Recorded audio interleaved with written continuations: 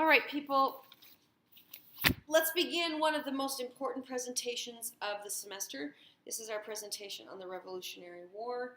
Take really good notes on this. Your notes will be needed for a game that we are playing this week or this next week, in addition to taking an essay test the week after that, and for our class discussion about the Revolution. So take good notes and then complete the assignment at the end of this discussion, or at the end of this presentation. Here we go.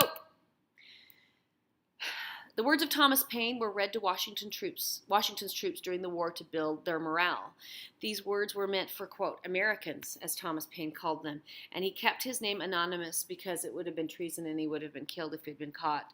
His work, Common Sense, and his work, The American Crisis, was read in the camps, the Revolutionary War camps, by the order of General Washington, because the words, these are times that tried men's souls, needed to be heard by these struggling American soldiers. So, as we've talked about in class, the cause of America is in great measure the cause of all mankind.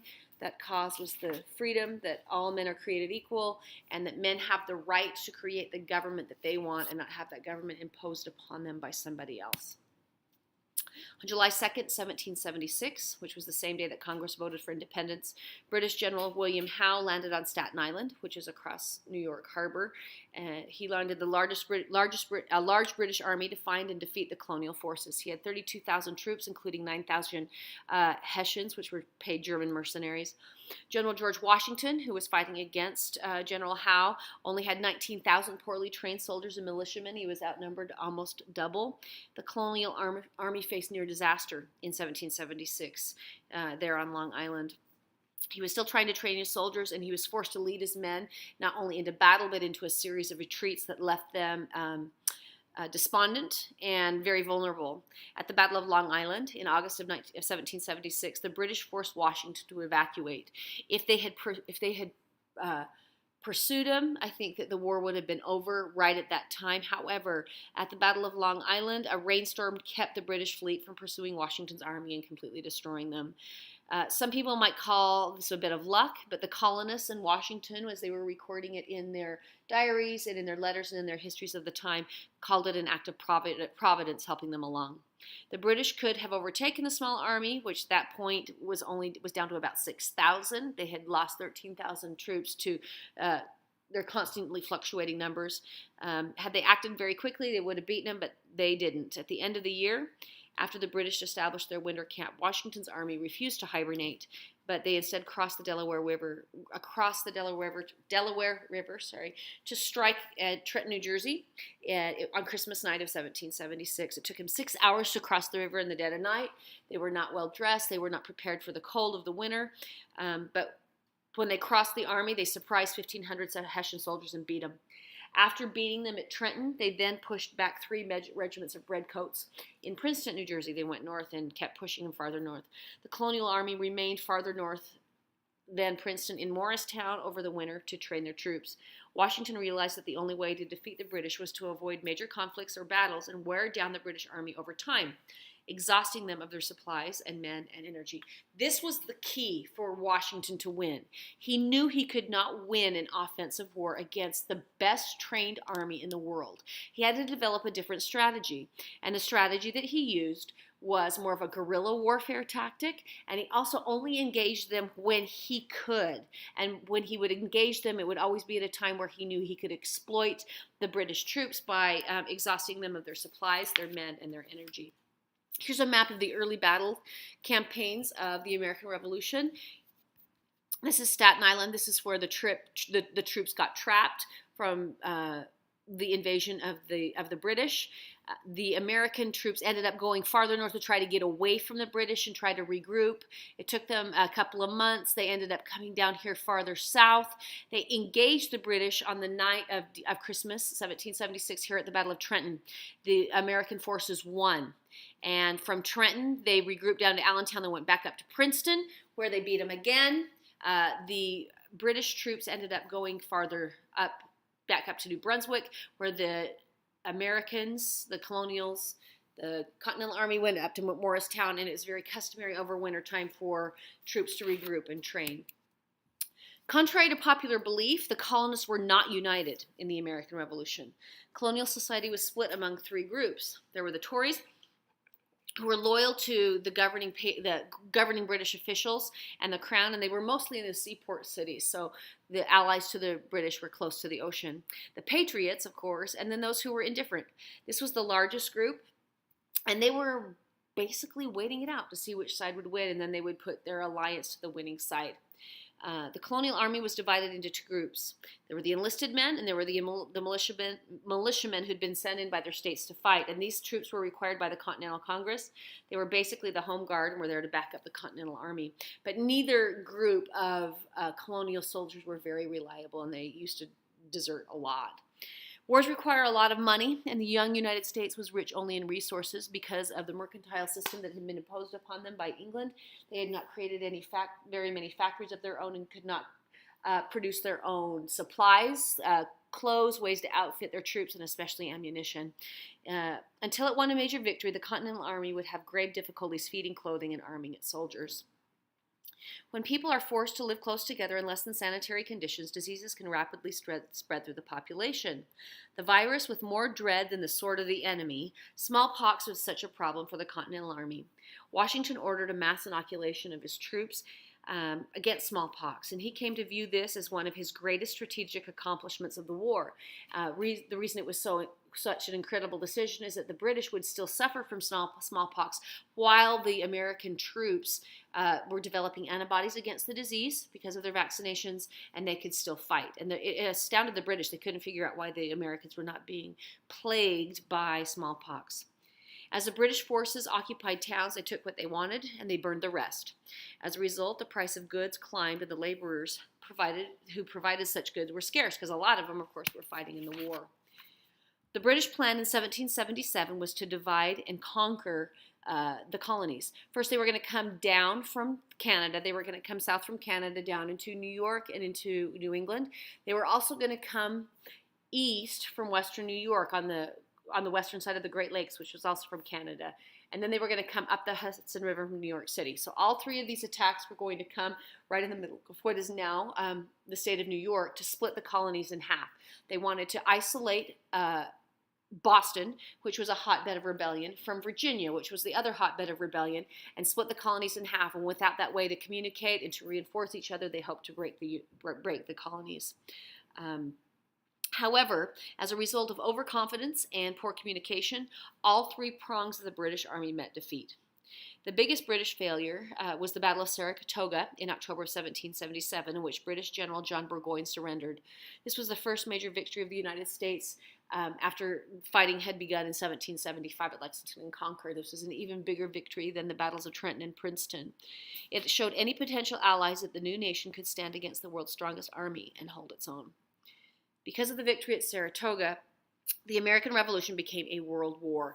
This allowed Spain and France to start fighting England in Europe. Although France and Spain were allied together against England, Spain never entered as an ally of the United States.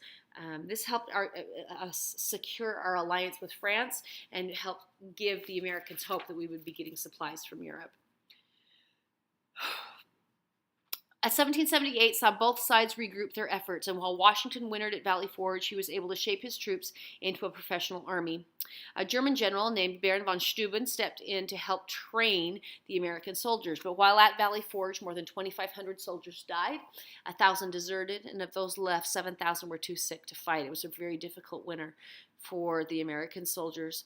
Washington began retraining them again in 1778, and that alliance that happened with France after the Battle of Saratoga boosted their morale at the hope that they would actually have more ammunition and more supplies to outfit their troops. In 1778, the lower house of Parliament, which is called the House of Commons, granted the colonies all of the demands they made before the Declaration of Independence in an effort to get them to return to the fold. They wanted them to come back. They repealed the Townshend Acts and other restrictions made on the colonists prior to their declaration for independence, but Congress refused it. They realized what they really wanted was freedom from England. In fact, King George III also ordered the Redcoats to evacuate Philadelphia as a sign of peace, but they wouldn't accept it. They realized they wanted to be free and independent. At the same time, major battles were being fought in the colonies on the western frontier. British soldiers tried to stir up Native American forces in the Ohio River Valley. These actions were intended to draw support from the colonial army, dividing the enemy forces to make them easier to defeat. But it didn't end up that way. For example, the Iroquois Indians sided with the Tories and started to terrorize the frontier settlements of the colonists. But on August 29, 1779, Washington sent 4,000 men to defeat the Iroquois with the instructions not to, quote, merely overrun them, but to destroy. Approximately 40 Indian villages were burned. This action broke the power of the Iroquois Confederacy, which never recovered. This proved beneficial to the colonists because the strongest Indian Confederacy had been defeated, and it opened the way for settlers to move over across the Appalachian Mountains into the Ohio River Valley.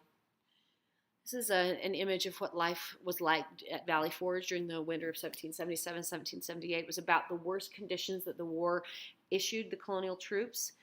At Valley Forge, they were crowded into small huts infested with lice.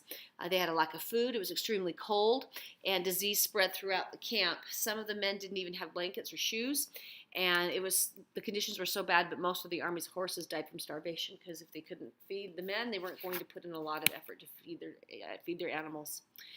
If you look at this map, it shows how some of the battles with the natives happened and how the British would send their troops down from the north and irritate and rile up the Indians to fight against the colonists. However, their efforts were in vain. Also, if you look at this map, you'll see that there were a lot of Indian settlements down here in the southern colonies. Remember these as we discuss how the war fared in the South, which is what we're going to talk about now. The British moved south after all of these efforts up in the north failed to try to locate their Tory base that they believed would rise up and support them against the colonials. However, the British Army raped and pillaged its way through the colonies, and it alienated the Tories who were down in the south. At the Battle of Camden, the British defeated the Continental Army, so British won, and the hero of Saratoga, Horatio Gates, who had been the colonial general at the time, fled for his life. While he was in hiding, Nathaniel Greene was put in place to lead the troops down in the south, which was a very fortuitous decision because Greene was an incredible general. While they are fighting down here in the south, Cornwallis just about had South Carolina under British control. He had come south away out of his stronghold where his supplies were in order to fight the troops down in the south, and they were basically winning down there. They had a couple of generals that he put in charge named Tarleton and Ferguson, and these men were pretty bloodthirsty. Bloody Tarleton ordered the rebels killed after they surrendered, even all of their leaders, and instead of having the leaders, the Tory allies, put the colonial leaders to death, they caught the British generals. They caught Tarleton and near Kings Mountain along the border between North and South Carolina. And on October 7th, 1780, the colonists decimated the British forces. The Battle of Kings Mountain was the turning point of the war in the South. By proving that the British were not invincible, the American victory emboldened the small farmers to join guerrilla bands and to stand up and fight against them. After the Battle of Kings Mountain, Cornwallis tried to head back up north to where his base was and where his supplies were. However, he found himself on the Yorktown Peninsula surrendered. The French forces under Admiral de Grasse met with the American forces at Yorktown and with forces led by the Marquis de Lafayette coming down from the north as well. Another French fleet blocked the British at Newport, and Cornwallis was unable to escape or break the blockade. He surrendered his army on October 17th, 1781, about a year after the Battle of Kings Mountain, and thus ended the fighting of the war, although official peace would not be signed until 1783. Here's a really good map of these later battles. You can see how they moved all of their forces from the north down here to the south to try to rally those troops. They started going up north, trying to rally the Tories and the Indians to fight with them. They had the battle at Camden, which the British won. Then they go up to the Battle of Kings Mountain, which is up here, and the British were decisively beaten. That's when Cornwallis realizes, wait a minute, I got to get back up to where I belong. So he tries to make his way back up to Virginia. When he's up in Virginia, here's a close-up of that map. He gets surrounded on every side. The colonists and the French come in, surround him. We've got de Grasse here. Here's Lafayette. General Washington came down this way, put him under siege here at Yorktown, and there was no way that he could get out, and he had to surrender. This is a picture, or a lithograph, I guess is probably the appropriate word, of the surrender at Yorktown. The British forces, when they came out to surrender, marched to the tune "The World Turned Upside Down" as they ceremonially marched out to their surrender, which is kind of ironic, realizing that the British were the most powerful army in the world and they'd just been defeated by a ragtag army in the middle of the wilderness. Cornwallis claimed at the time that he was too sick to be able to attend the surrender ceremony. I think I might have been too sick too if I'd been that humiliated. When the war began, the colonies had sent diplomats to England to work to try to secure peace. Some of the diplomats that they sent were, although they varied from time to time, Benjamin Franklin was there, John Adams was there, John Jay went for a while. He's the first Chief Justice of the United States Supreme Court. As soon as the war ended in America, it became obvious to the diplomats that France and Spain did not want to end their hostilities. Like I told you earlier, they had allied together, and they wanted something for their efforts in beating England. Like, because I've told you before, France, England, and Spain always hate each other, always fighting somebody throughout the course of history. England's army was defeated, but her navy and her people were not. France wanted England beaten and was unwilling to broker negotiations with them. For the United States. They wanted to get their own peace. John Jay was afraid that the French might bargain off America between the Appalachians and the Mississippi River to try and appease the Spanish, which luckily ended up not happening. Spain had entered the war against England but had not sided with the United States, so they were a little bit of a loose cannon. Nobody knew what they were going to do. So instead, under the leadership of Benjamin Franklin, he went into negotiations by himself with England, and on September 3rd of 1783, he negotiated the Treaty of Paris with Britain, successfully ending the American Revolution. John Adams said, quote, "The revolution was in the minds and hearts of the people.